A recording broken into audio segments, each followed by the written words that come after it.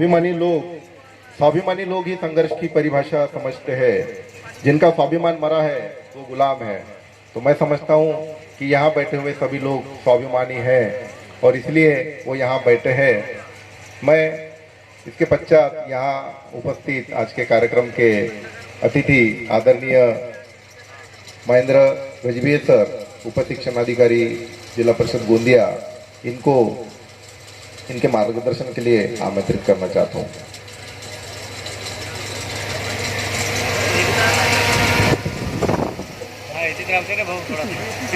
मेरा हिंदी में हाथ थोड़ा छोटा है तो ट्राय करूंगा थोड़ा मराठी और थोड़ा हिंदी करू। ज्या पाखरांना जमिनीवर चालण्याची मुभा नव्हती त्या पाखरांना उंच आकाशामध्ये भरारी घेण्यासाठी पंख देणारे आणि हे निळे आकाश उपलब्ध करून देणारे तुमच्या आमच्या माझ्या सगळ्यांच्या जीवनातील आदर्श परमपूज्य डॉक्टर बाबासाहेब आंबेडकर यांच्या स्मृतीला सर्वप्रथम अभिवादन करतो। महाराष्ट्रातील सामाजिक क्रांतीचे जनक, शिक्षणाचे प्रसारक महात्मा फुले सावित्रीबाई फुले यांच्या स्मृतीला अभिवादन करतो। आरक्षणाचे जनक, आदर्श प्रशासन कसं असावं हे संपूर्ण जगाला सांगणारे, ज्यांच्या जयंतीच्या कार्यक्रमानिमित्त आपण सगळे जमलेले आहोत असे राजश्री छत्रपती शाहू महाराज यांच्या स्मृतीला अभिवादन करतो। क्रांतीचे जनक बिरसाजी मुंडा, संत तुकाराम, संत रविदास आणि मनुष्य जातीसाठी कार्य केलेल्या सर्व महामानवांना अभिवादन करतो आणि बोलायला सुरुवात करतो। आजच्या कार्यक्रमाला विचार मंचावर उपस्थित आजच्या कार्यक्रमाच्या प्रमुख वक्त्या माननीय ॲडव्होकेट कुशवाहा मॅडम, आजच्या कार्यक्रमाचे अध्यक्ष माननीय धनंजय वंजारी सर आणि आपल्या सगळ्यांसाठी असणारे धनुदादा, त्यानंतर मंचावर उपस्थित अन्य सर्व अतिथी, प्रमुख अतिथी, वक्ते आणि माझ्या समोर जमलेले सर्व नागरिक मित्रांनो, माता बहिणींनो, आपण सगळ्यांना माहिती आहे की आज आपण या ठिकाणी छत्रपती शाहू महाराज यांच्या जयंतीच्या निमित्त जमलेलो आहोत। कोई भी कार्यक्रम जब हम आयोजित करते हैं, किसी कार्यक्रम में हम शिरकत करते हैं, कोई सामाजिक कार्यक्रम हम जब आप लेते हैं तो उसके पीछे एक उद्देश्य होता है कि समाज में जो समाज सुधारक होके गए हैं, उनके जो सामाजिक विचार थे, समाज के अच्छाई के लिए, समाज के भलाई के लिए जिन्होंने वो जो विचार दिए थे वो विचार हम तक पहुंच सके। हमें रोज 2 टाइम का खाना तो जरूरी है, लेकिन जिंदगी में, समाज में अगर आगे बढ़ना है तो हमें बौद्धिक खाने की भी जरूरत है। और बौद्धिक खाना अगर कहीं से मिलता है तो ऐसे प्रकार के सामाजिक कार्यक्रमों से मिलता है। या जगामध्ये जे काही समाज सुधारक होऊन गेले, छत्रपती शाहू महाराज असतील, महात्मा फुले असतील, डॉक्टर बाबासाहेब आंबेडकर असतील, या सगळ्यांना महत्वाचा जोडणारा एक दुवा असेल तो म्हणजे शिक्षण। जोपर्यंत एखाद्या व्यक्तीला शिक्षण भेटणार नाही तोपर्यंत त्याचा व्यक्तिगत विकास होना नहीं आणि समाजाचा विकास होना नहीं। जब मैं समाज के बारे में बोलता हूं तो मैं किसी व्यक्ति विशेष, जाति विशेष या धर्म विशेष के बारे में बात नहीं करता। मैं बात करता हूं मानवी समाज की, इंसानियत की। जब मैं समाज बोलता हूं तो समाज में इस मंच पे बैठा हुआ हर वो व्यक्ति आता है, मैं आता हूं, और इस समाज के हर पायदान पे खड़ा हुआ वो इंसान आता है। या समाजातला सगळे शेवटच्या पायरीवर जो मनुष्य आहे तो या समाजाचा भाग असतो आणि या समाजाच्या पायरीवर, समाज के पायदान से अगर उसे ऊपर जाना है तो उसके लिए सिर्फ एक ही रास्ता है, वो है शिक्षा का। या मंचावर बसलेले जे सगळे सन्माननीय अतिथीगण असतील, मी असेल, हे सगळे या ठिकाणी पोहोचू शकलेले आहे याचं एकमेव कारण म्हणजे शिक्षण। बाबासाहेबांनंतरच्या ज्या 2 पिढ्या होऊन गेल्या त्यांचे हे कार्य होतं त्याच्यामुळे आज मी या ठिकाणी उपस्थित आहे. माझ्या पिढीमध्ये माझ्या पिढ्यांनी मोलमजुरीचे कामं केलेले आहे. माझ्या वडिलांनी शिक्षण घेतलं, त्याच्यामुळे मी शिक्षण घेऊ शकलो. हा एक प्रवास आहे.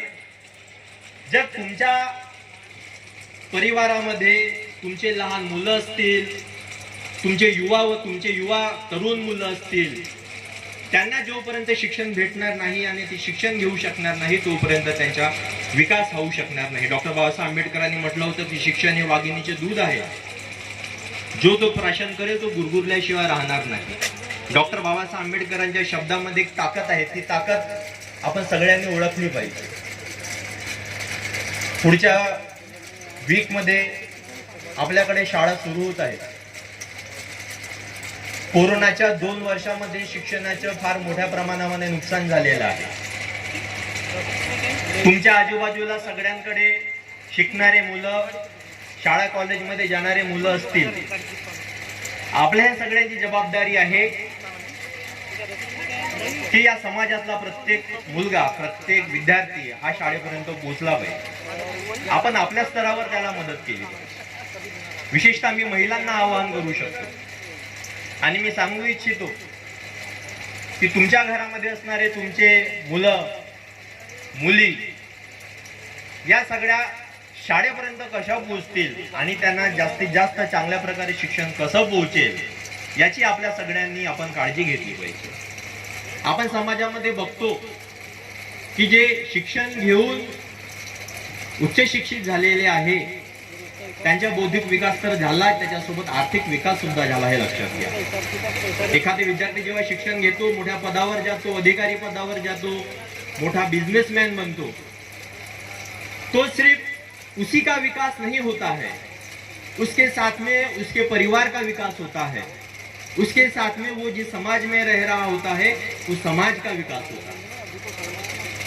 म्हणून मी आपल्या सगळ्यांना सांगू इच्छितो की जास्तीत जास्त आपण आपल्या पालकांना, आपल्या पाल्यांना, आपल्या नातेवाईकांच्या मुलांना आणि आपल्या समाजातील कोणताही असा विद्यार्थी ज्याच्यापर्यंत शिक्षण पोहोचू शकत नाही आहे त्याला आपण मोटिवेट केलं पाहिजे आणि तो शाळेपर्यंत कसा पोहोचेल हे आपण बघितलं पाहिजे. मी बऱ्याचदा बघतो की समाज में एक कंप्लेंट होती है कि भाई शिक्षा के लिए मेरे पास में पैसा नहीं है, मैं मेरे बच्चे को अच्छे स्कूल में पढ़ा नहीं सकता. लेकिन मैं आपको सबको बता देना चाहता हूं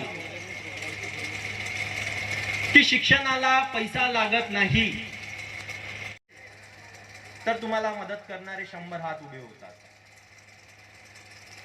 आणि या समाजामधून जो शिकून गेलेला मनुष्य आहे, अधिकारी पदावर पोहोचलेला आहे, हे लोक आपल्याला मदत करतात. राजर्षी शाहू महाराजांचे जे राज्यकारभार होता त्याच्यामध्ये त्यांचं एक महत्वाचं हे होतं की शासन आणि प्रशासन हे लोकांसाठी असलं पाहिजे, लोकाभिमुख असलं पाहिजे.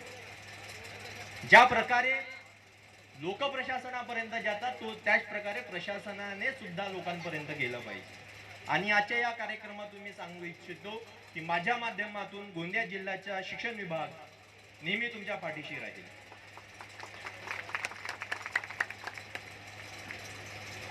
शाळेसंदर्भात, शिक्षणासंदर्भात कोणताही छोट्यातला छोटा, मोठ्यातला मोठा कोणत्याही प्रकारचा प्रश्न असो, तुम्ही माझ्यापर्यंत या. शाळेचा प्रश्न असेल, तुमच्या विद्यार्थ्यांच्या ऍडमिशनचा प्रश्न असेल, काही फीचा प्रश्न असेल, तर मी आजच्या या कार्यक्रमाच्या माध्यमातून आपल्या सगळ्यांना एक ग्वाही देऊ इच्छितो की तुम्ही माझ्यापर्यंत या, शिक्षण विभागापर्यंत या. माझ्याकडून जे काही प्रयत्न होत असतील ते सगळ्यांसाठी मी तुमच्यासाठी करायला तयार आहे. आणि जे काही तुमचे प्रश्न असतील ते आपण सगळे मिळून सोडवू आणि गोंदिया जिल्ह्याच्या शिक्षणामध्ये कशा प्रकारे एक मोठा बदल आपण घडवू शकू यासाठी आपण सगळ्यांनी प्रयत्न करायचे आहे. संपूर्ण महाराष्ट्रामध्ये आपला गोंदिया जिल्हा हा पहिल्या क्रमांकावर आला पाहिजे. दुसरी गोष्ट मगाशी मी सांगितलं की बरेचदा तक्रार असते की पैसा नसतो, फी भरायला पैसा नसतो. जिल्हा परिषदेच्या प्रत्येक शाळांमध्ये आपण उच्च शिक्षित असे आपले शिक्षक दिलेले आहेत. प्रत्येक जिल्हा परिषदेच्या शाळेमध्ये जो शिकवणारा जो शिक्षक आहे हा उच्च शिक्षित आहे, पोस्ट ग्रॅज्युएट आहे, डबल पोस्ट ग्रॅज्युएट आहे, PhD झालेले लोक आहेत. फक्त आपल्याला गरज आहे ती एक समाज म्हणून सामाजिक आपण त्यांच्या मागे हा पाठिंबा उभा केला पाहिजे. आणि जर हा आपण असा पाठिंबा जर उभा केला तर मला असा विश्वास आहे की शिक्षणाच्या बाबतीमध्ये आपला हा गोंदिया जिल्हा नक्कीच अग्रेसर होऊ शकतो. जाता जाता मी आपल्याला फक्त इतकं सांगू शकतो की जितकं जास्तीत जास्त शिक्षण आपण आपल्या विद्यार्थ्यापर्यंत पोहोचवण्याचा प्रयत्न करावा. आणि शेवटच्या 2 लाईन तुमच्या समोर सांगतो आणि तुमच्या सगळ्यांची रजा घेतो. किसी हंगामा खड़ा करना मेरा मकसद नहीं है, मैं चाहता हूं कि ये सूरत बदलनी चाहिए.